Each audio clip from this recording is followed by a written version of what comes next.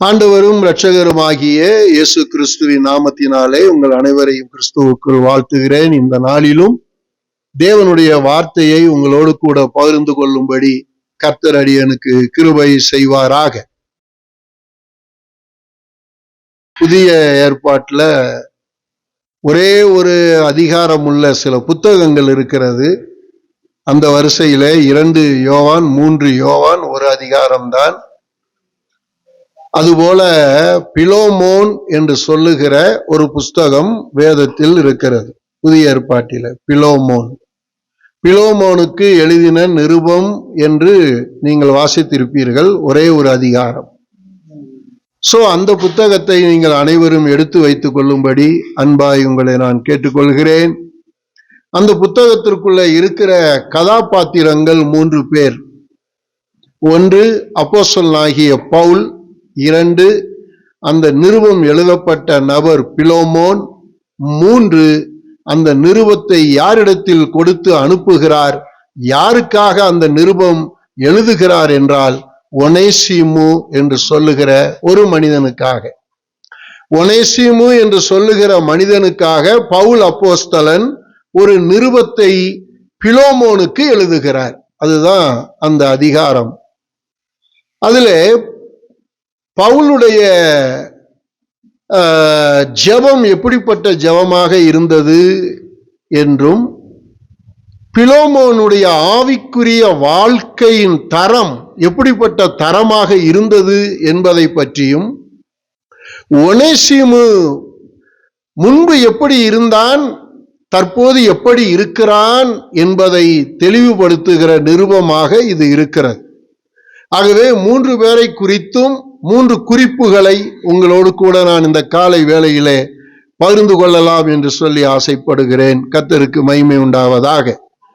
அதற்கு முன்பாக நீங்கள் ஒன்றை விளங்கிக் கொள்ள வேண்டும். இந்த நிருபம் சிறையின் நிருபம் என்று அழைக்கப்படுகிறது.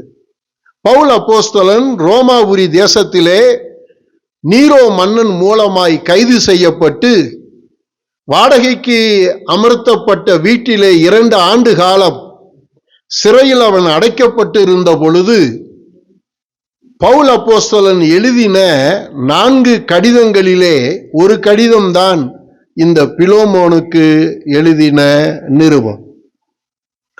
சிறையில் இருக்கிற பொழுது கூட பவுல் அப்போஸ்தலன் தன்னிடத்தில் வந்து போகிறவர்களுக்கு இயேசுவை பற்றி அறிவித்தார். அப்போஸ்தலர் புஸ்தகத்திலே கடைசி அதிகாரம் கடைசி வசனத்தை கவனித்தால், வாடகைக்கு வாங்கியிருந்த வீட்டிலே 2 வருஷ காலம் அப்போஸ்தலனாகிய பவுல் தங்கியிருந்து தன்னிடத்தில் வந்து போகிறவர்களுக்கு தேவனுடைய ராஜ்யத்தை குறித்து பிரசங்கம் பண்ணினார் என்று எழுதப்பட்டு இருக்கிறது. அந்த காலகட்டத்திலே 4 சபையை அவர் மனதிலே நினைத்து கடிதங்கள் எழுதுகிறார். 1 எபேசு சபைக்கு கடிதம் எழுதுகிறார். 2 பிலிப்பியர் சபைக்கு கடிதம் எழுதுகிறார். 3 கொலோசியர் சபைக்கு கடிதம் எழுதுகிறார். 4வதாக ஒரு தனி மனிதன் என்று சொல்லப்படுகிற பிலோமோனுக்கு கடிதம் எழுதுகிறார். தன்னை சந்திக்க வந்திருக்கிற பரிசுத்தவான்களிடத்திலே இந்த கடிதங்களை கொடுத்து, எபேசு பட்டணத்தில் இதை கொண்டு போய் சேர்த்து விடு என்று ஒரு மனிதனிடத்திலே கொடுத்து அனுப்புகிறார். அதை தீகிக்கு எடுத்து கொண்டு போய் அங்கே சேர்க்கிறான். இந்த கடிதத்தை கொலோசியர் சபையிலே கொண்டு போய் கொடுத்து அங்கே வாசிக்க சொல் என்று எப்பாப்பிரா தீர்த்து அதை எடுத்து கொண்டு போய் அங்கே கொடுக்கிறார்.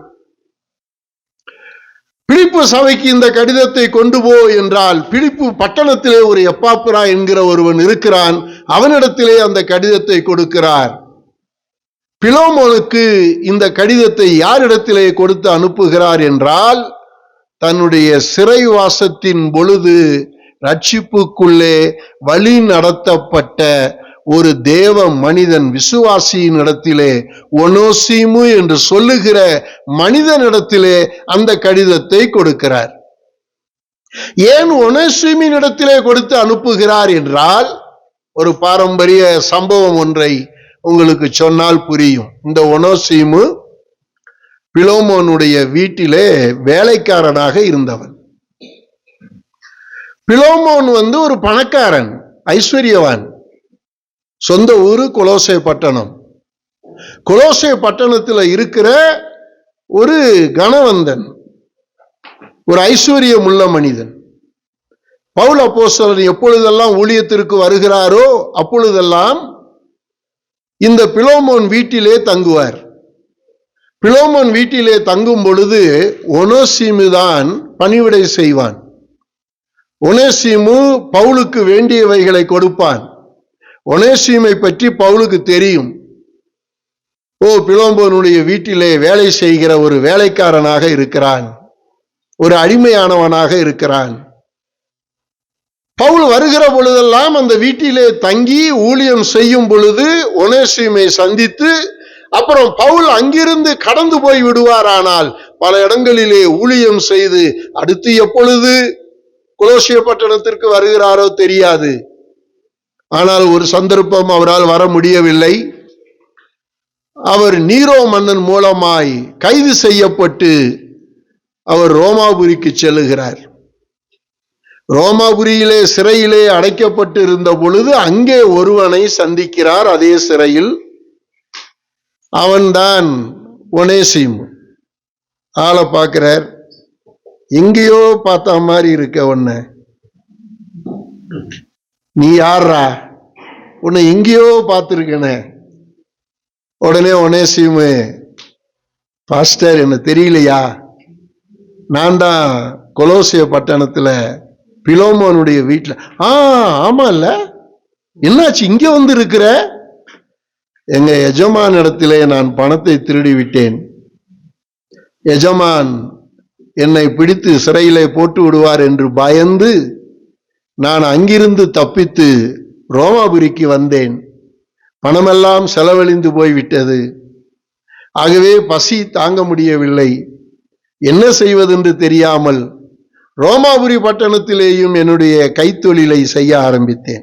என்ன கைத்தொழில்? திருட்டு கைத்தொழில். இந்த திருட்டு பழக்கம் எனக்குள் இருந்ததினாலே நான் காவல்துறையினால் கைது செய்யப்பட்டு இப்பொழுது ரோமாபுரி சிறையிலே அடைக்கப்பட்டு இருக்கிறேன் என்று தன்னுடைய ஹிஸ்டரிய சொல்றார். பவுல் அப்போஸ்தலன் பார்த்தான், சத்தியத்தை சொன்னார். பவுலுக்கு இருக்கிற ஒரே ஒரு ஆசீர்வாதம் என்ன தெரியுமா? யாரை பார்த்தாலும் என்னத்தை சொல்லுவாரு? சத்தியத்தை சொல்லுவார். ரட்சிப்பு கேட்ட செய்தியை சொல்லுவார். தேவ ராஜ்யத்தை பிரசங்கிப்பார். அந்த சிறையிலே வந்து போகிறவர்களுக்கு பிரசங்கித்துக் கொண்டிருந்த பவுல் சிறையிலே கட்டப்பட்டவர்களுக்கும் அவன் சத்தியத்தை பிரசங்கிக்கிற ஒரு ஊழியக்காரனாக மாறினார். அப்பொழுது இந்த ஒனேசிமு உண்மையாகவே ரட்சிக்கப்பட்டான். அல்லேலூயா, உண்மையாகவே ரட்சிக்கப்பட்டான். இப்ப ரட்சிக்கப்பட்ட இந்த ஒனேசிமுவை தன்னுடைய ஊழியத்திற்காக தன்னோடு வைத்துக் கொள்ளலாம். ஆனால் பவுல் என்ன யோசிக்கிறார்? இல்லை இல்லை, இவன் தன்னுடைய எஜமானனிடத்தில் திரும்ப செல்ல வேண்டும். எஜமானனுக்கும் இவனுக்கும் இருக்கிற மன வருத்தம் சரியாக வேண்டும்.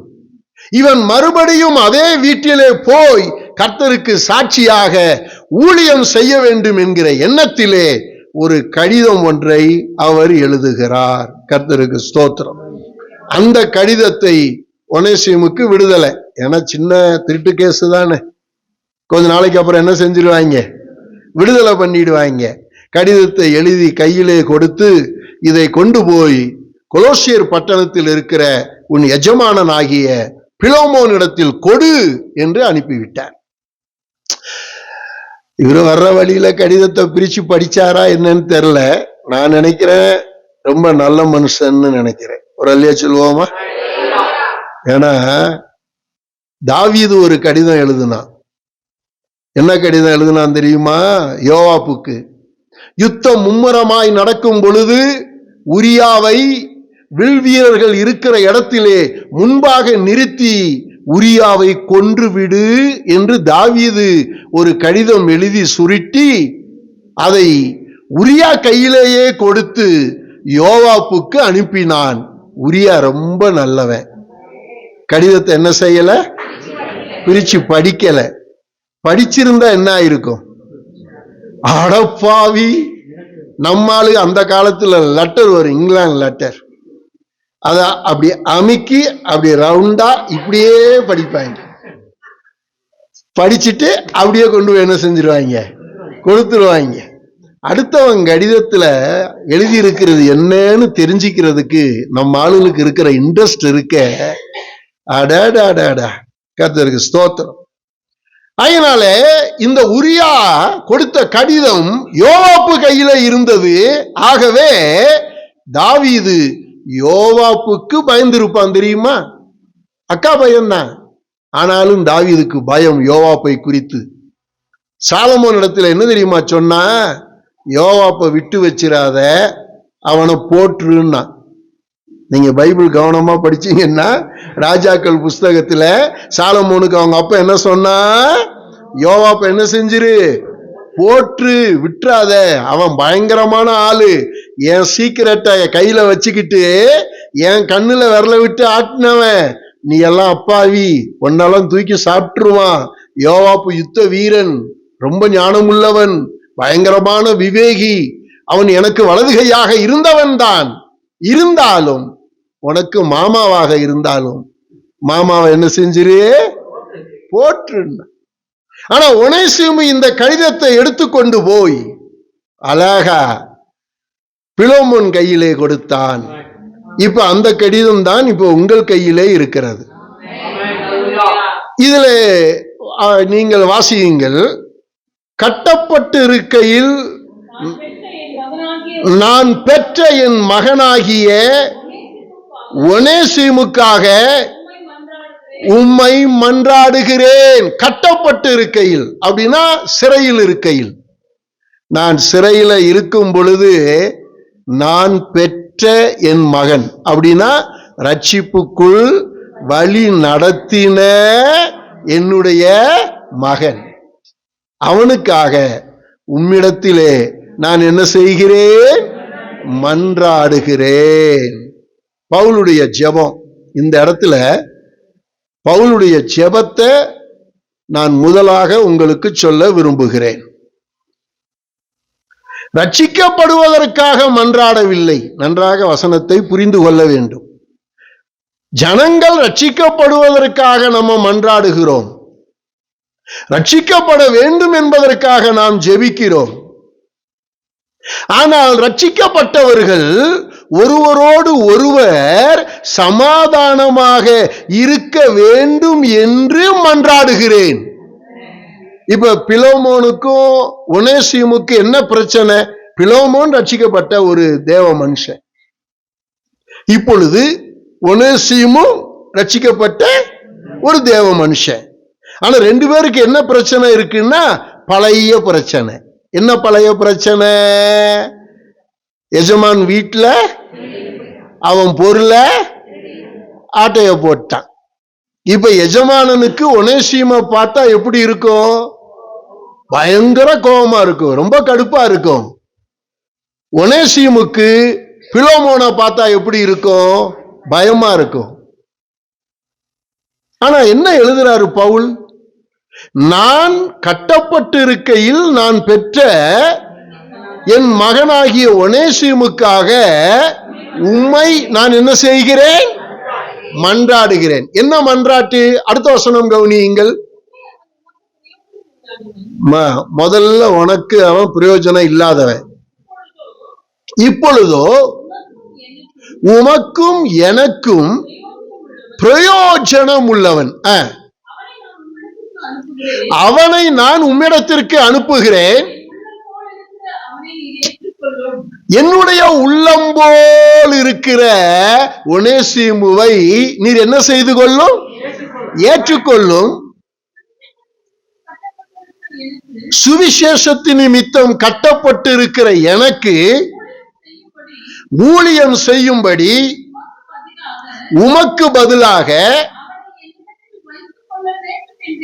நான் ஒனேசிமுவையே என் கூடயே வச்சுக்கலான்னு தான் நினைச்சேன். ஆனாலும் நீர் செய்கிற நன்மையை கட்டாயத்தினால் அல்ல, மனப்பூர்வமாய் செய்யத்தக்கதாக நான் உம்முடைய சம்மதி இல்லாமல் ஒன்றும் செய்வதற்கு எனக்கு மனதில்லை.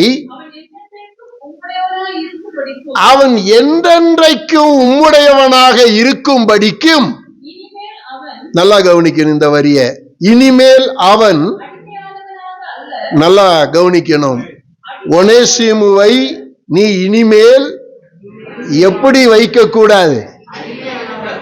அவன் திருடு கொண்டு போகிற காலத்திலே அவன் யார்? உன் வீட்டிலே அடிமை, வேலைக்காரன். இப்பொழுது மனம் திரும்பி வந்திருக்கிறான். மனம் திரும்பி வந்தவனை நீ எப்படி வைக்க கூடாது?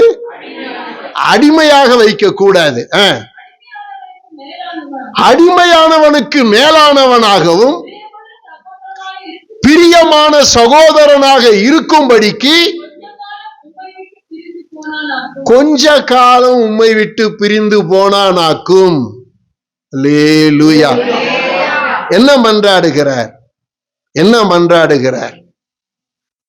பிலோமோனுடைய இருதய காயங்கள் ஆறி ஒனேசிமை பார்க்கும் பொழுது கோபப்படாம, அவனை கைது பண்ணாம, போலீஸ்ல காட்டி கொடுக்காம, சட்டத்தின்படி எல்லாம் செய்யாம, சமாதானமாய் ஒனேசிமை நீ ஏற்றுக்கொண்டு மறுபடியும் உத்தியோகத்திலே அவனை அமர்த்தி பிரியமானவனாக, அடிமையாக அல்ல, சகோதரனாக, சொந்த குடும்பத்தாரை போல அவனை நீ அங்கீகரிக்க வேண்டும். அதான் மன்றாட்டு. Price the Lord. நீங்களும் நானும் என்ன படிச்சு கொள்ளுகிறோம் தெரியுமா? விசுவாசிகள் எப்பொழுதுமே ரட்சிக்கப்பட்ட மற்ற விசுவாசிகளை அடிமைகளாக எண்ணக்கூடாது. இங்க யார் அடிமை? யாருமே. நாம் கிறிஸ்துவுக்குள் சுயாதீனர்கள். ஹல்லேலூயா. நாம் கிறிஸ்துவுக்குள் சுயாதீனர்கள். ஒருவேளை உங்களிடத்தில் ஒருவன் கடன் பட்டு இருக்கிறான். கடன்காரனும் உங்களோடு உட்கார்ந்து கர்த்தரை ஆராதிக்கிறான். அவன் உங்களிடத்தில் கடன் பட்டு இருக்கலாம். ஆனால் உங்களுக்கு அவன் யார் அல்ல? அடிமை அல்ல. அவனை ஒரு சகோதரனாக பார். அவனோடு சமாதானமா போ. அவனுக்கு வாழ்த்துதல் சொல்லு. அவனை பார்க்கும் பொழுது கை கொடுத்து குலுக்கு. Price the Lord. அவனுடைய நெருக்கத்திற்கு நீ உதவி செய்திருக்கிறாய், அவ்வளவுதான். அவன் ஆசீர்வதிக்கப்படுகிற பொழுது அந்த உதவியை திரும்ப அவன் உனக்கு செய்து விடுவான். ஆகவே ஒருவரை ஒருவர் தாங்கி, ஒருவரை ஒருவர் சந்தோஷப்படுத்தி, ஒருவரை ஒருவர் கனம் பண்ணி, ஒருவருக்காக ஒருவர் ஜெபித்து கிறிஸ்துவின் பிரமாணத்தை நிறைவேற்ற வேண்டும். அல்லேலூயா. கர்த்தருக்கு மகிமை உண்டாவதாக. ஒனேசிமுக்காக நான் உம்மிடத்தில் மன்றாடுகிறேன். Price the Lord. சபைக்காக ஜெபிக்கணுங்க. சபைக்காக ஜெபிக்கணும். சபையில சில ஒனேசிமு இருக்கலாம். அந்த ஒனேசிமுக்காக நம்ம என்ன செய்யணும்? ஜெபிக்கணும். பவுலுடைய பிரேயரை கொஞ்சம் நல்லா கவனிங்க. இன்னொரு பிரேயர் பண்ணுவாரு பாருங்களேன். பிலோமோனுக்காக ஒரு பிரேயர் பண்றார் இதே புஸ்தகத்துல.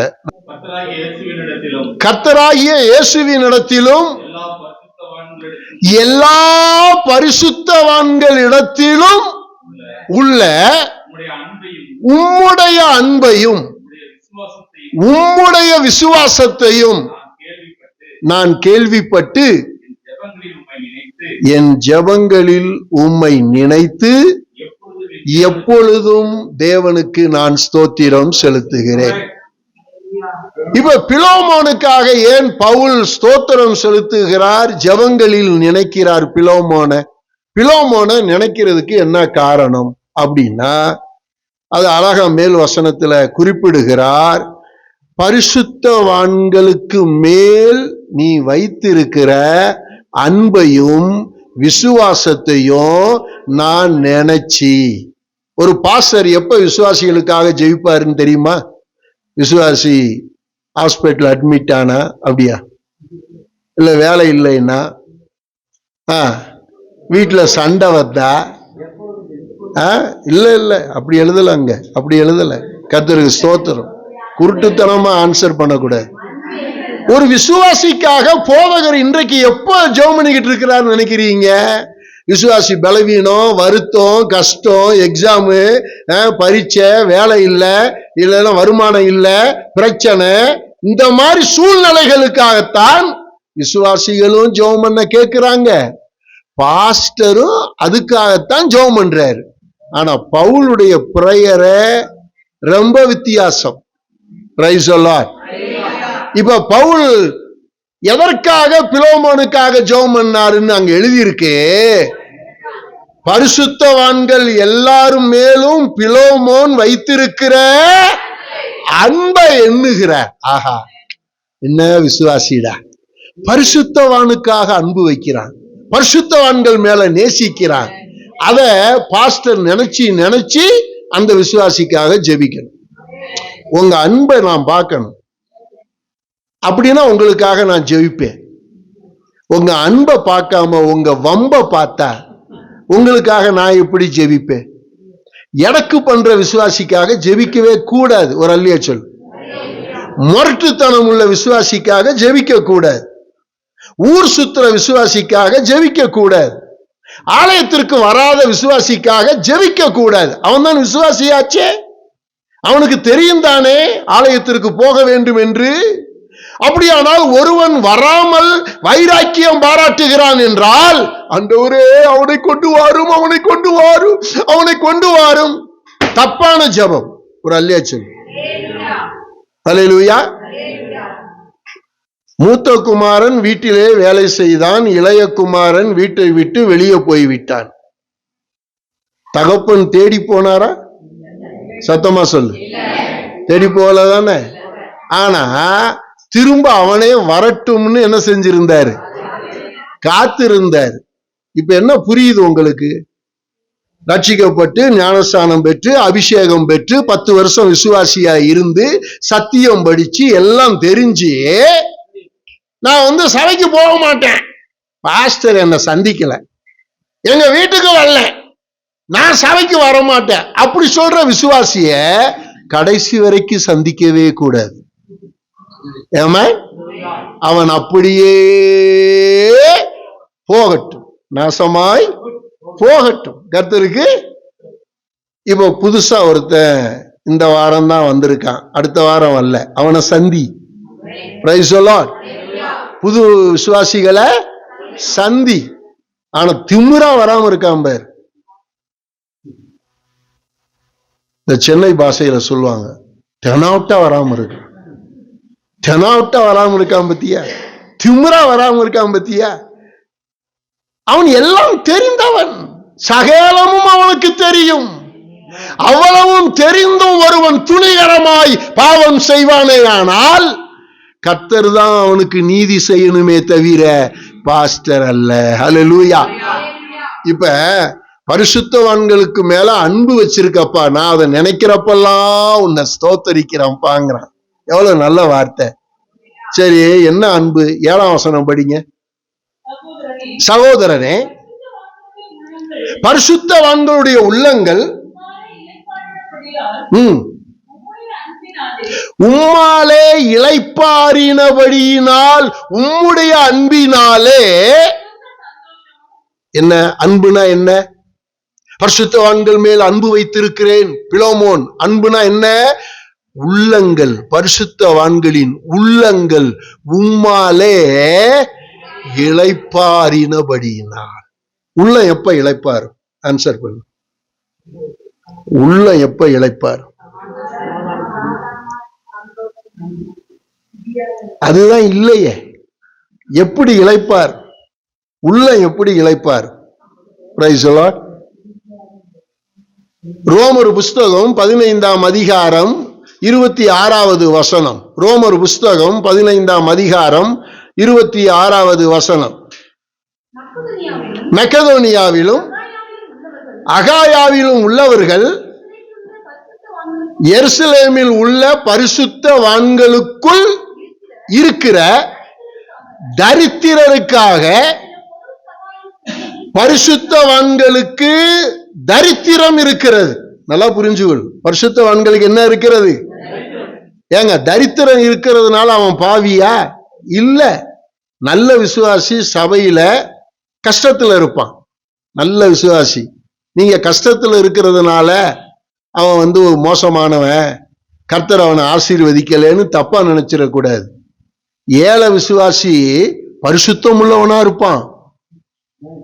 நீங்க நினைச்சிடக்கூடாது காசு இல்லாததுனால, வீடு இல்லாததுனால, கார் இல்லாததுனால அவன் பாவின்னு நினைச்சிடக்கூடாது. Price the Lord. பரிசுத்தவான்களுக்குள்ள என்ன வரும்? தரித்திரம் வரும். தரித்திரத்தை வச்சு எடப்படக்கூடாது.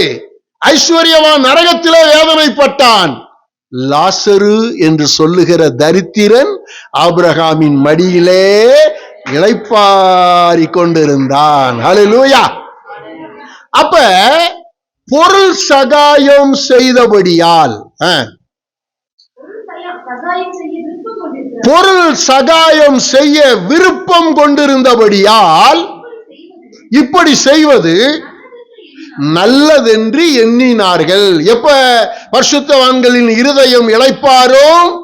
தரித்திரத்தில் இருக்கிற பரிசுத்தவான்களுக்கு நீங்கள் பொருள் சகாயம் செய்தால், ஆகாரம் சகாயம் செய்தால், பண உதவி செய்தால், அவர்களுடைய குறைவுகளிலே ஒரு நிறைவை நீங்கள் கட்டளையிட்டால், பரிசுத்தவான்களின் உள்ள என்ன செய்யும்?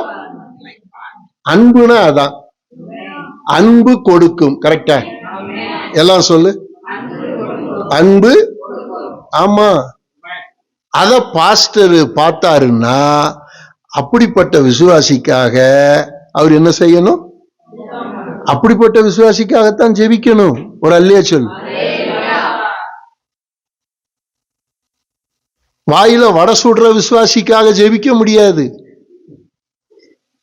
அன்பு அன்பு அன்புன்னு வாயில பேசிட்டு கிரியை இல்லாத விசுவாசம் செத்தது. கிரியை இல்லாத அன்பு செத்தது. கிரியை இல்லாத கிறிஸ்தவ வாழ்க்கை செத்தது.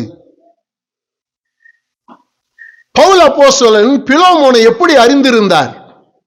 நான் வருகிற பொழுதெல்லாம் என்னை இளைப்பாற பண்ணினாய். உன் வீட்டுக்கு வருகிற அத்தனை பரிசுத்தவான்களையும் நீ இளைப்பாற பண்ணினாய். எனக்கு மட்டுமல்ல, ஊழியத்தின் மித்தம் எல்லா ஊழியக்காரர்களையும் நீ இளைப்பாற பண்ணினாய். Price the Lord. பிலோமோனே, நான் அதை நினைக்கிற பொழுதெல்லாம் உமக்காக தெய்வத்தை நோக்கி என்ன செய்கிறேன்? ஸ்தோத்தரிக்கிறேன், ஜெபிக்கிறேன், ஜெபிக்கிறேன். ஹல்லேலூயா. இன்னும் அழகா சொல்லுவாரு. 20வது வசனத்தை கவனியுங்கள். ஆம் சகோதரனே, கர்த்தருக்குள் உம்மாலே எனக்கு என்ன உண்டாகட்டும்? பிரயோஜனம் உண்டாகட்டும். கர்த்தருக்குள் என் உள்ளத்தை என்ன செய்யும்? இளைப்பாற பண்ணும். எதுக்கு கேட்கிறார் தெரியுமா? ஒனேசிமை ஏத்துக்கப்பா. ஒனேசிமை ஏத்துக்கோ. நீ அவனை ஏத்துக்கிட்டீன்னா, அவனுக்கு வேலை போட்டு கொடுத்தீன்னா, அவன் கடனை என் கணக்குல வை. அவன் திருடுனத என் கணக்குல வை. நான் வரும்போது அந்த காசை நான் உனக்கு தருவேன். அப்படி சொல்லிட்டு என்ன தெரியுமா அடிச்சாரு பவுலே? உன்னை நீயே எனக்கு கடனாக தர வேண்டியதா இருக்க. எவ்வளவு அழகு! இந்த எழுத்தெல்லாம் உங்களுக்கு ரசிக்க தெரியுதான்னு தெரியல. இந்த எழுத்து நடையெல்லாம் ரசிக்கணும். அவன் உன்னிடத்தில் பட்ட கடனை என் கணக்கிலே வை, நான் அதை உனக்கு என்ன செய்வேன்? திரும்ப தீர்ப்பேன்.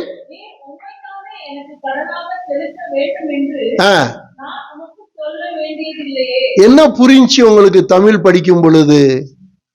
உம்மை நீயே எனக்கு கடனாக உன்னையே தரணும்னு உனக்குத்தான் தெரியுமே. அப்படின்னா என்ன புரியுது உங்களுக்கு? ஒனேசிமு வாங்கின காசை நான் தர்றேன்னு சொல்லிட்டு, நான் அப்படி தருவேன்னு சொல்லிட்டு, ராஜேஷ் அந்த கடனை நான் தர்றேன்ப்பா, அப்படி சொல்லிட்டு, ராஜேஷ் நீயே உன்னையே எனக்கு கடனாக தரணும் அப்படின்னா நான் கொடுக்கிற கடனை கேட்பாரு? கேட்க மாட்டார்ல. ஏன்னா அவரே யாருக்கு கடன் பட்டவர்? எனக்கு கடன் பட்டவர். அப்ப ஒனேசிமு காசை என்கிட்ட கேட்பாரா? என்ன அழகா எழுதுறாரு ஐயா பவுல். பவுல் மாதிரி தமிழ் எழுத முடியுமா? அவரு எழுதுனது கிரீக்கு தான், ஆனா தமிழ்ல மொழிபெயர்த்திருக்கிறாங்க பாரு இந்த வசனத்தை. என்ன அழகு! உனக்கு என்ன வேணுமோ நான் தருகிறேன், ஆனால் உன்னையே நீ எனக்கு தர வேண்டும். அதான் அவருடைய அர்த்தம். Praise the Lord. ஹல்லேலூயா. கர்த்தருக்கு மகிமை உண்டாவதாக. அப்ப நீ அவனை அங்கீகரித்தால் என் உள்ளம் இளைப்பாரும், அவனுடைய கடனை மன்னித்தால் என் உள்ளம் இளைப்பாரும். எல்லா ஊழியர்களுக்கும் உதவி செய்கிற உன்னை போல ஒருத்தனை நான் கண்டதில்லையே. பரிசுத்தவான்கள் மேல் அன்புள்ளவன், பரிசுத்தவான்களுடைய உள்ளங்களை இளைப்பார பண்ணினவன். உன்னை நினைக்கிற பொழுதெல்லாம் நான் என் கர்த்தரை என்ன செய்கிறேன்? ஸ்தோத்தரிக்கிறேன். விசுவாசினா அப்படி இருக்கணும். Praise the Lord. Hallelujah. Hallelujah. கர்த்தருக்கு ஸ்தோத்திரம். இப்போ ஒனேசிமை குறிச்சு ஒரு சாட்சி, ஒரு குணத்தை படிச்சிருவோமா? பவுலுடைய பிரேயர் அந்த மாதிரி. பவுல் இந்த புஸ்தகத்துல மட்டும்தான் இப்படி பிரேயர் பண்றாரு நினைக்காதீங்க. எல்லா புஸ்தகத்திலையும் அப்படித்தான் பிரேயர் பண்றார்.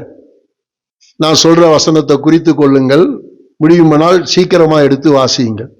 பிலிப்பியர் புஸ்தகம் 1ஆம் அதிகாரம் 5வது வசனம் 6வது வசனம். யாருக்காக ஜெபிக்கிறாருன்னு பாருங்க. உங்களில் நற்கிரியைகளை தொடங்கினவர் அதை இயேசு கிறிஸ்துவின் நாள் பரியந்தம் முடிய நடத்தி வருவார் என்று நம்பி. அப்ப நற்கிரியை செய்கிற விசுவாசிகளை பவுல் நினைக்கிற பொழுதெல்லாம் ஜெபிக்கிறார். அப்ப யாருக்காக ஜெபிக்கணும்? நற்கிரியை செய்யற அந்த விசுவாசிகளுக்காக ஜெபம் பண்ணு. பாஸ்டர் அவங்களுக்காக ஜெபம் பண்ணா போதும். எச்சிக்கையில காக்கா ஓட்டாத விசுவாசிகளுக்காக ஜெபம் பண்ணி என்ன பண்ண? நற்கிரியை செய்யாத விசுவாசிகளுக்காக ஜெபம் பண்ணி என்ன பண்ண? அவனுக்கு ஜெபம் பண்ணி ஒரு பிரயோஜனமும் இல்லை. நற்கிரியை செய்யற விசுவாசிய பாரு. அதனாலதான் தொற்காலுக்காக பேதுரு ஜெபம் பண்ணாரு. கரெக்டா? தொற்கால் என்ன செய்தால் செத்து போனா கூட பாஸ்டர் ஜெபிப்பாரு. நற்கிரியை செய்யற விசுவாசி சபையில செத்தாலும் நான் ஜெபம் பண்ணி எழுப்பி விட்டுருவேன். நற்கிரியை செய்யாத விசுவாசி செத்தா சந்தோஷப்படுவேன். சூப்பரா ஒரு அடக்காராதனை பண்ணி வைப்பேன். நிச்சயமா ஜெபம் பண்ணாலும் நீ எழும்ப மாட்ட. ஏன் ஜெபத்துல வல்லமை இல்லைன்னு சொல்லாத. நீ நற்கிரியை செய்யாம செத்ததுனால நீ என்ன செய்ய மாட்ட? ஏன்னா நற்கிரியை நித்திய ஜீவனை கொண்டு வரும். ரோமர் புஸ்தகம் 2ஆம் அதிகாரம் 7ஆம் வசனம்.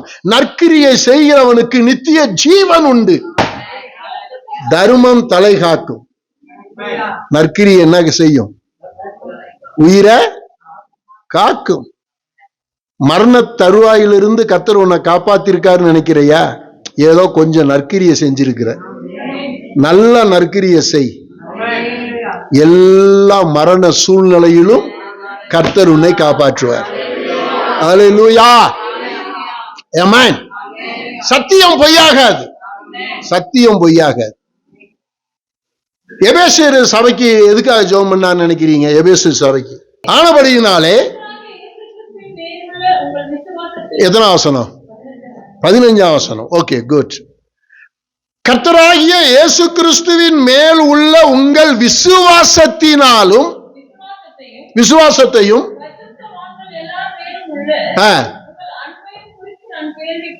பரிசுத்தவான்கள் எல்லாருக்கும் மேல நீங்க வச்சிருக்கிற அன்பை குறித்து நான் கேள்விப்பட்டு.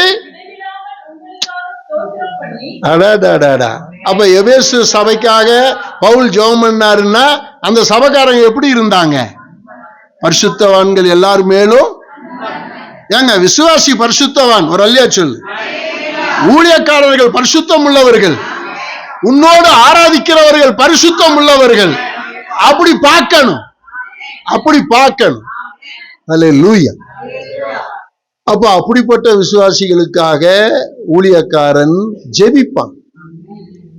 எலிசா சூனேம் வீட்டுக்கு போனா, சூனேம் அந்த பெண்ணு தான் புருஷனை பார்த்து என்ன தெரியுமா சொன்னா, ஏங்க நம்ம வீட்டுக்கு எப்பொழுதும் வந்து போகிற தேவனுடைய மனுஷனாகிய இவர் பரிசுத்தவான் என்று காண்கிறேன், ஆகையினால மெத்தையில ஒரு அறை வீட்டை கட்டணும். யாருக்கு? மெத்தையில ஒரு அறை வீடு, ஒரு ரூம் போடணும்.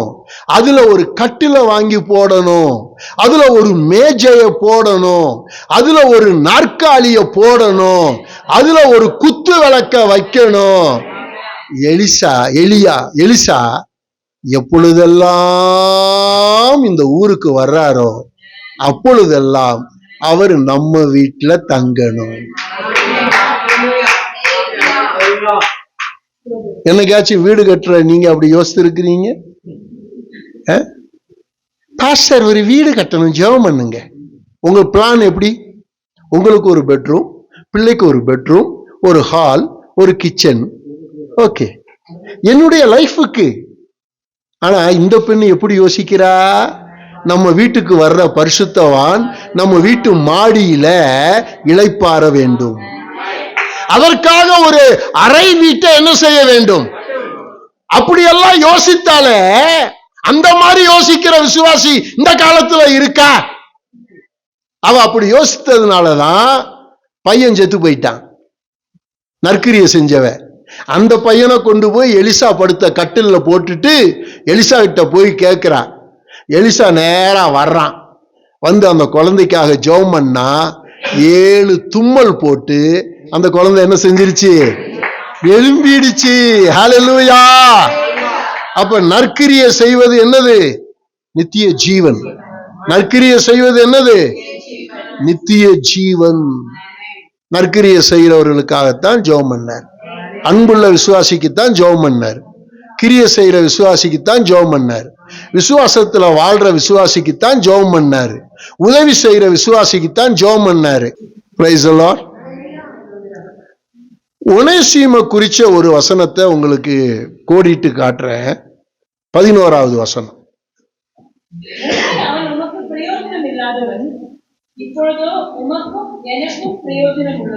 யார பற்றி எழுதுறாரு?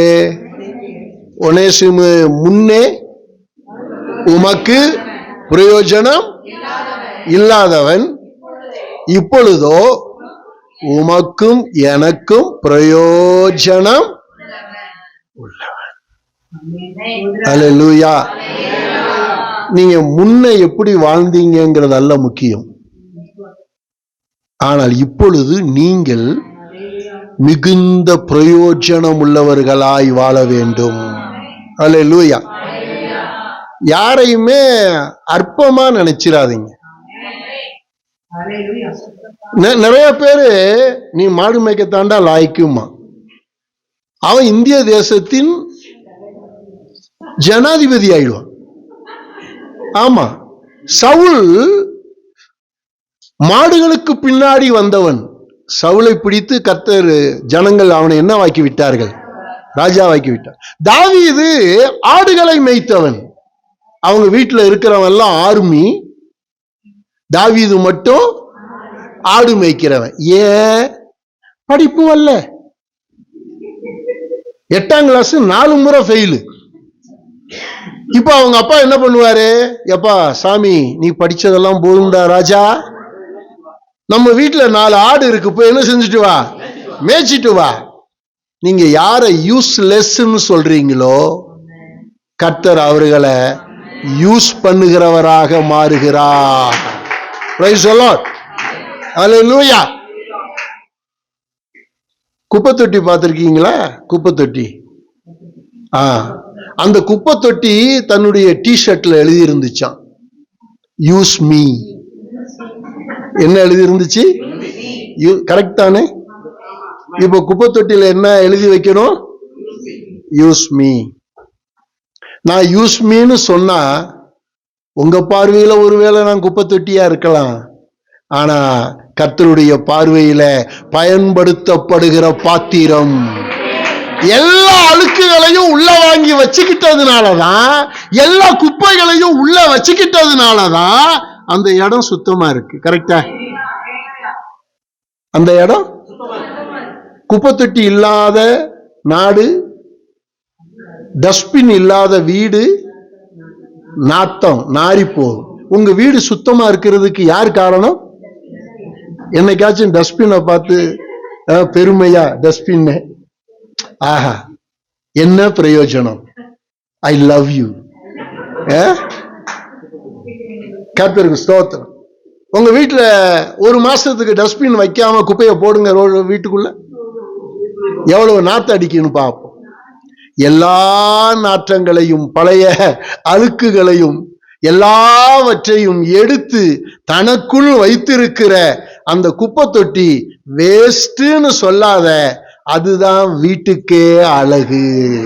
அல்லேலூயா. யாரை ஒதுக்கி தள்ளுகிறீர்களோ கர்த்தர் அவர்களை பயன்படுத்தக்கூடியவராய் இருக்கிறார்.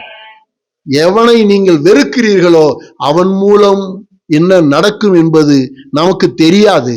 ஆகவே முன்பு அவன் உனக்கு பிரயோஜனம் இல்லாதவன், ஆனால் இப்பொழுதோ அவன் உமக்கும் எனக்கும் பிரயோஜனம் உள்ளவன்.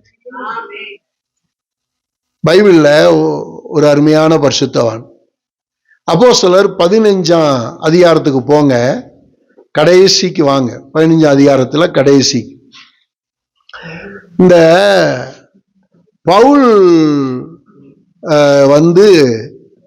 சீலாவை தெரிந்து கொண்டு ஊழியத்துக்கு போறான். அப்ப பர்னபா மார்க்குவை கூட்டிக்கிட்டு போலாங்கிறான். மார்க்குவை ஊழியத்துக்கு கூட்டிட்டு போலாங்கிறான். அதுக்கு பவுல் என்ன தெரியுமா சொல்றாரு? பவுலோ அவன் பம்பிலியா நாட்டிலே நம்மை விட்டு பிரிந்து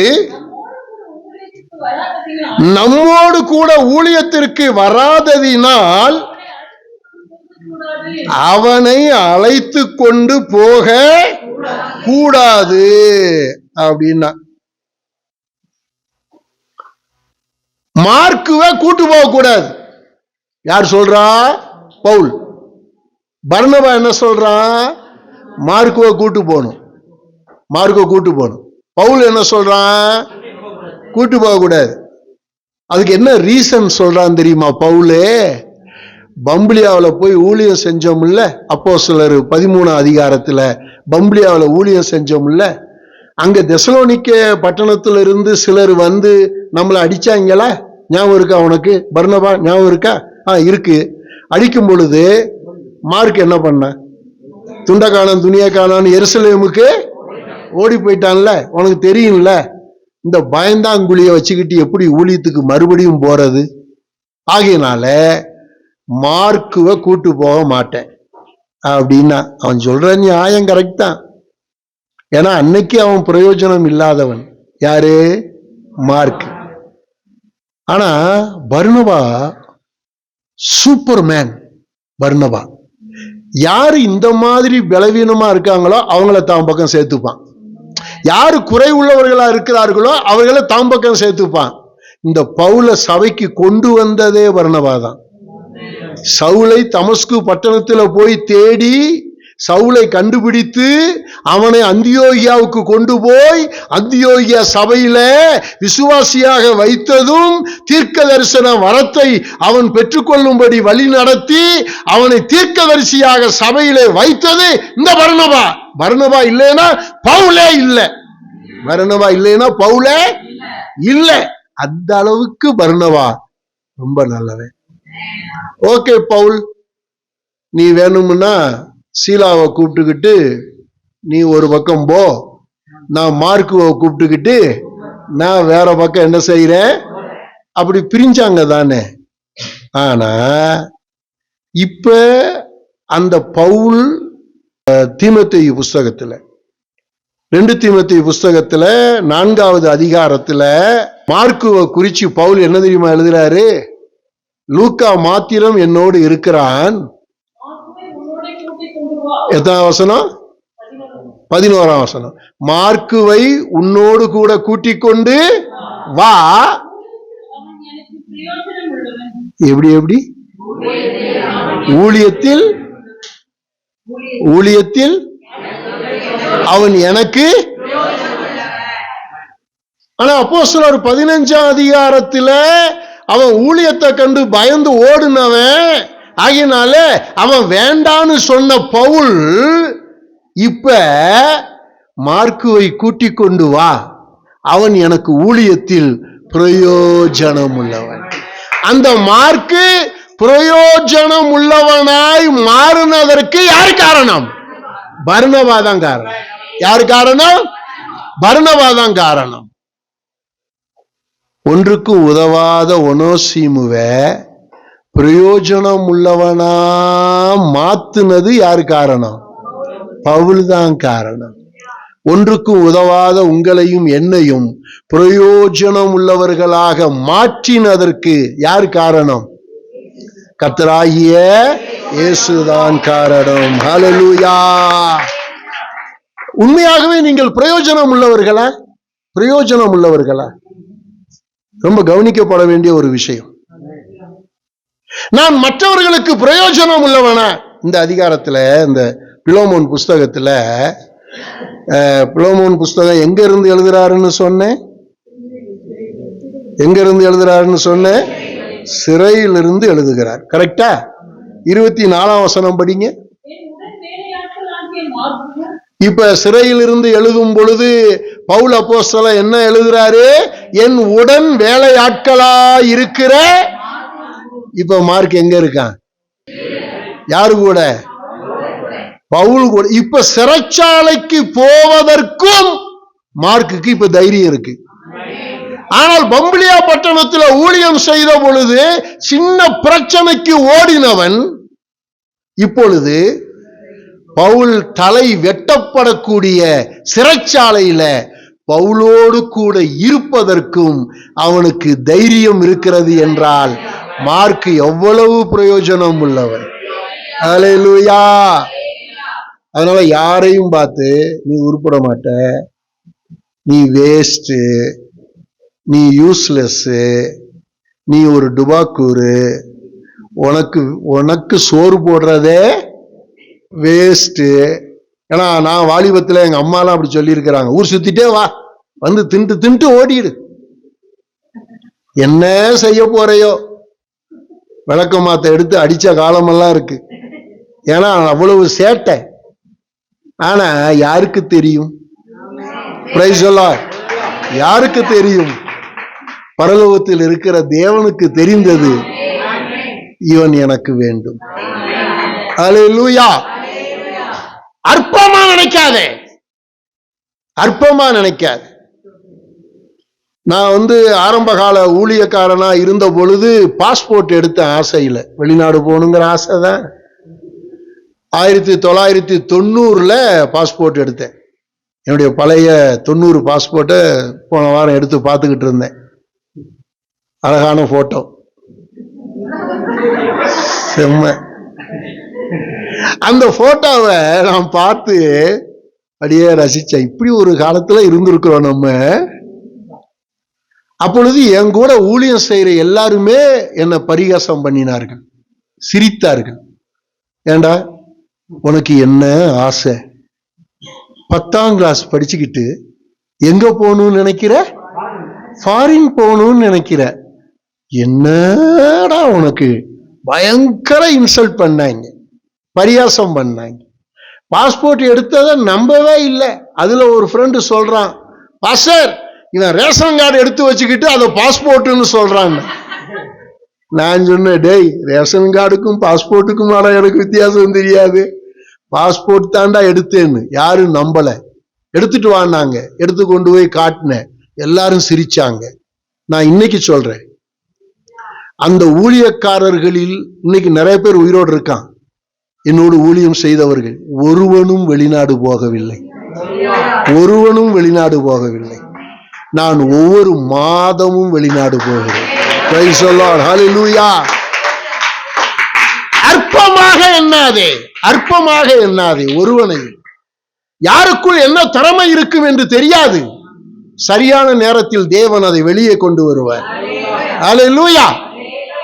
ஆகையினாலே என்னை விட அவர்கள் கனசாலிகள், கனவான்கள், என்னை விட அவர்கள் பாக்கியவான்கள், என்னை விட அவர்கள் பலசாலிகள், என்னை விட அவர்கள் அறிவாளிகள், என்னை விட அவர்கள் பெரியவர்கள் அப்படின்னு நினைக்கணும். ஒரு அல்லையா சொல்லு. கர்த்தருக்கு ஸ்தோத்திரம். நீ எல்லாரையும் அப்படி நினைச்சு பாரு. நீ அறிவாளியா, பெரிய ஆளா, நீ கனவானா, கர்த்தர் உன்னை உயர்த்திடுவாரு. அல்லேலூயா. கர்த்தருக்கு ஸ்தோத்திரம். கடைசியா ஒரு வசனம் சொல்லி முடிக்கிறேன். ரொம்ப மிகவும் ஹைலைட்டான ஒரு வேர்டு இந்த அதிகாரத்துல 21வது வசனம். பவுல் பிலோமோனை பார்த்து சொல்றார், நான் சொல்லுகிறதிலும் அதிகமாய் செய்வீர் என்று அறிந்து இதற்கு நீர் இணங்குவீர் என்று நிச்சயித்து உமக்கு எழுதியிருக்கிறேன். சொல்லுகிறதிலும் அதிகமாய் செய்வீர். சொல்லுகிறதிலும் அதிகமாய் செய். எப்படி சொல்றதிலும் அதிகமா செய்யறது? சொல்றதிலும் அதிகமா எப்படி செய்யறது? ஒன்னு சொன்னா ரெண்டு செய்யறதா? சொல்லுகிறதிலும் அதிகமா. ஒரு ரூம்ப கூட்டுமா எலிசு? ஒரு ரூம்ப கூட்டுன்னா எலிசு எத்தனை ரூம்ப கூட்டணும்? எல்லா ரூம்பையும் சொல்லுகிறதிலும். பிரின்ஸ் உன் தட்டை கழுவி வைமா அப்படி சொன்னா பிரின்ஸ் என்ன பண்ணணும்? தம்பி தட்டையும் அம்மா தட்டையும் பாட்டி தட்டையும் கழுவணும். ஒரு அல்லே சொல்லுவோமா? சொல்லுகிறதிலும் அதிகமாய். வீட்டுல அப்படி பிள்ளைங்க இருக்காங்களா? Price the Lord. என்ன பேரண்ட்ஸ் கம்முன்னு இருக்கிறீங்க? அப்படி வீட்டுல பிள்ளைங்க இருக்காங்களா? Price the Lord. ஹல்லேலூயா. சொல்லுகிறதிலும் அதிகம். அப்ப விசுவாசிகிட்ட பாஸ்டர் சொல்றாரு, சொல்லுகிறதிலும். ஏன் ரெபேக்காள் மனவாட்டியா போனா ஈசாக்குக்கு? சொல்லுகிறதிலும். இவன் எலியாசரு ரெபேக்காள் கிட்ட வந்து குடிக்க தண்ணி கொடுன்னு கேட்டா அந்த மேடம் என்ன சொல்றாங்க? குடியும், உம்முடைய ஒட்டகங்கள் குடித்து தீரும்படிக்கு நான் அவைகளுக்கும் மொண்டு பார்ப்பேன். இப்ப இவன் தாகத்துக்கு தண்ணி கேட்டா இவன் கூட வந்திருக்கிற ஒட்டகத்துக்கு என்ன கொடுத்தா? அவல்ல மனவாட்டி, அவல்ல மனவாட்டி. அப்ப கிறிஸ்துவின் மனவாட்டியா இருக்கிற நீங்கள் சொல்லுகிறதிலும் அதிகமா செய்யணும். எனக்கு ரொம்ப பிடிச்சமான மனுஷன் பைபிள்ல அர்வானா. அவன் பேர் என்ன? அர்வானா. எங்க இருக்கிறான்? 2 சாமுவேல் புஸ்தகம் 24ஆம் அதிகாரம் 22வது வசனம். 2 சாமுவேல் 24:22. அர்வானா தாவீதை பார்த்து, ராஜாவாகிய என் ஆண்டவன் இந்த இடத்தை வாங்கி கொண்டு. ராஜா என்ன கேட்டான்? எப்பா பலிபீடம் கட்டணும் கர்த்தருக்கு, உன் இடத்தை கொடு, நான் விலக்கிரயம் கொடுத்து வாங்குவேன், சும்மா வாங்க மாட்டேன், நான் அதுக்கு காசு கொடுக்கிறேன். அர்வானா உன் இடத்துல தாண்டா பலிபீடம் கட்டணும், தேவாலயம் கட்டணும், உன் இடத்த கொடுன்னு தாவீது கேட்கிறான். அதுக்கு அவன் இதை வாங்கி கொண்டு, இடத்தையும் வாங்கி கொண்டு தம்முடைய பார்வைக்கு நலமானபடி பலியிடுவாராக. இதோ நல்லா கவனிக்கணும், தகன பலிக்கு மாடுகளும் விறகுக்கு போரடிக்கிற உருளைகளும் மாடுகளின் நுகத்தடிகளும் இங்கே. இந்த அர்வானா அந்த மாட்டை வச்சுத்தான் தன்னுடைய நிலத்தை உழணும், அந்த மாட்டை வச்சுத்தான் போர் அடிக்கணும், நெல்லு தாள்ல இருந்து நெல்லை பிரிக்கணும். போர் அடிக்கிறதுனா தெரியுமா? மாடு அப்படியே நெல்லு பயிருக்கு மேல சுத்திக்கிட்டே வருமே, அப்படி நெல்லு தனியாகும், வைக்கோல் தனியாகும். போர் அடிக்கணும். என்ன தெரியுமா சொன்னா, பலி செலுத்த என் மாட்டையும் தர்றேன், போர் அடிக்க உருளை கிடையாது, அந்த பலியை எரிய வைக்கிறதுக்கு என் உருளையும் என் மேக்காலையும் என்னுடைய ஏறு கலப்பையையும் நான் என்ன செய்யறேன், தர்றேன். கேட்டது இடத்தை, இவன் கொடுத்தது இடத்தை மட்டுமல்ல, பலிக்கு மிருகத்தையும் கொடுக்கிறான், அதை எரிப்பதற்கு விறகையும் என்ன செய்கிறான். சொல்லுகிறதிலும் என்ன உங்க வாழ்க்கை எப்படிப்பட்ட வாழ்க்கை? உங்க வாழ்க்கை அப்படி இருக்க?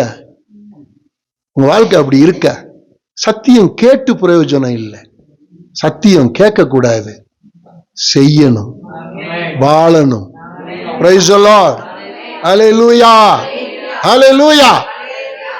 பார்த்துட்டு வா, வெட்டிட்டே வரணும். சொல்லுகிறதிலும் அதிகமாய். Praise the Lord. கர்த்தருக்கு மகிமை உண்டாக சொல்லுகிறேன். நிறைய பேர் சொல்லுவான், செய்ய மாட்டான். கொடுப்பேன்னு சொல்லுவான், கொடுப்பேன். தாரேம்பா, தரமாட்டான். கொடுப்பேம்பா, கொடுக்க மாட்டான். வர்றேம்பா, வரமாட்டான். இரும்பா, இவன் இருக்க மாட்டான். இதெல்லாம் என்ன அபிஷேகம்னு தெரியல.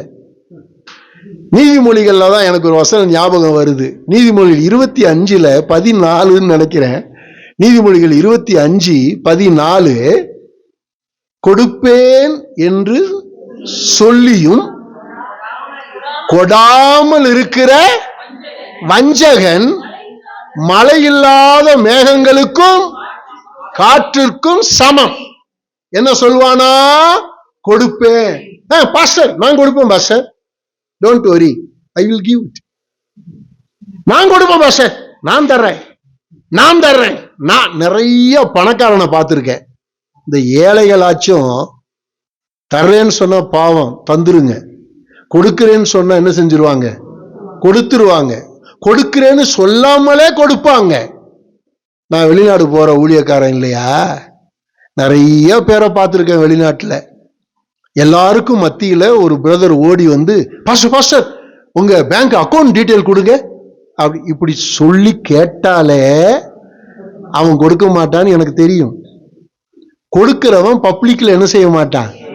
கேட்க மாட்டான். பப்ளிக்ல கேட்கிறவன் செய்ய மாட்டான். இது பந்தாவுக்காக கேட்கிறது. சிலவன் போடுறது 5 ரூபா தான், ஆனா அது அப்படியே சும்மா காட்டிட்டு வருவான் பார், 2 விரல்ல பிடிச்சுக்கிட்டு. அவன் பேர் பிரஸ்தாபத்துக்காக செய்யணும், பெருமைக்காக செய்யணும். என்கிட்ட போன் நம்பர் வாங்கின எந்த மனுஷனும் செய்யல, அக்கௌண்ட் நம்பர் வாங்கின எந்த மனுஷனும் செய்யல.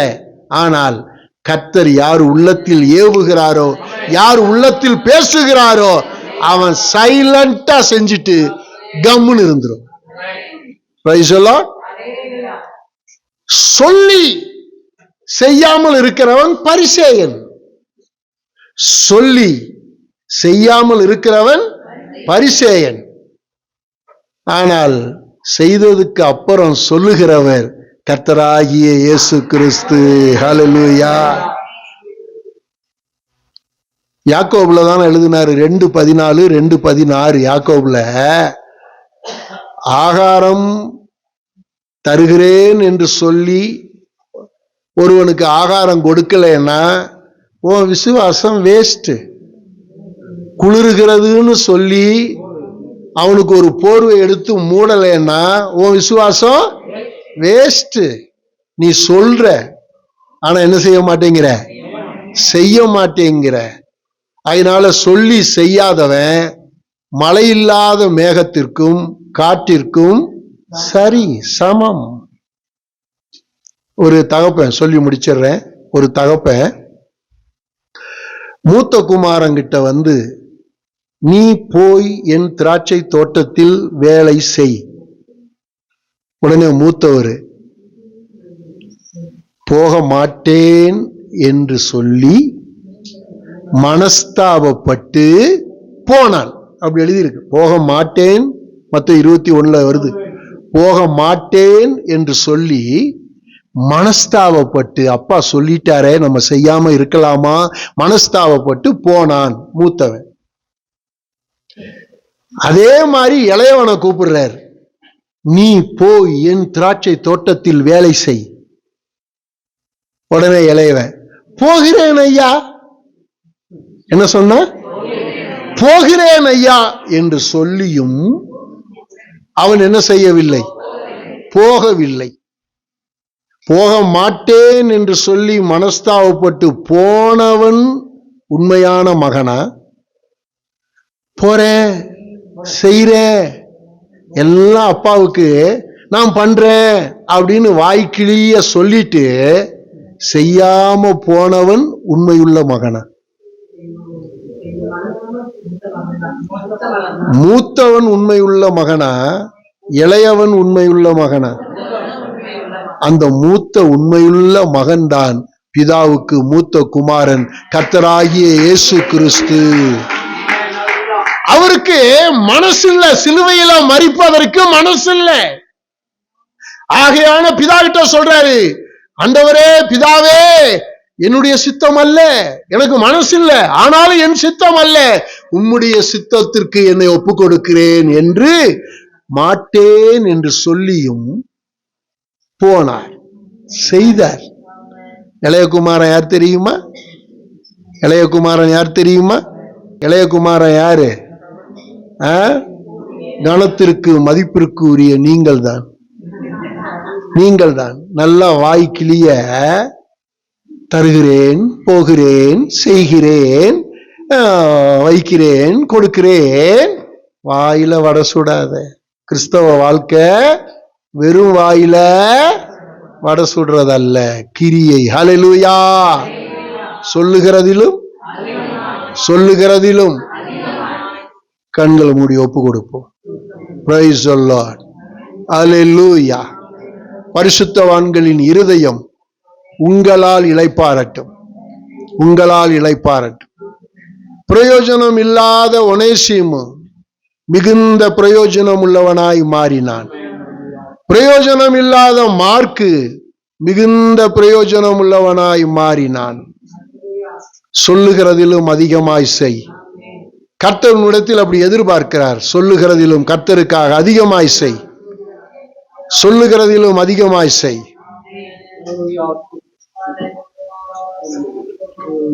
ரெபெக்காளை போல, அருவானாவை போல சொல்லுகிறதிலும் அதிகமாய் செய். ஒப்பு கொடுப்போம், சத்தியத்துக்கு ஒப்பு கொடுப்போம். நேச பிதாவே, உம்முடைய வார்த்தைகளுக்காக உமக்கு ஸ்தோத்திரம். இப்படியெல்லாம் செய்ய எங்களுக்கு பலன் தாரும்.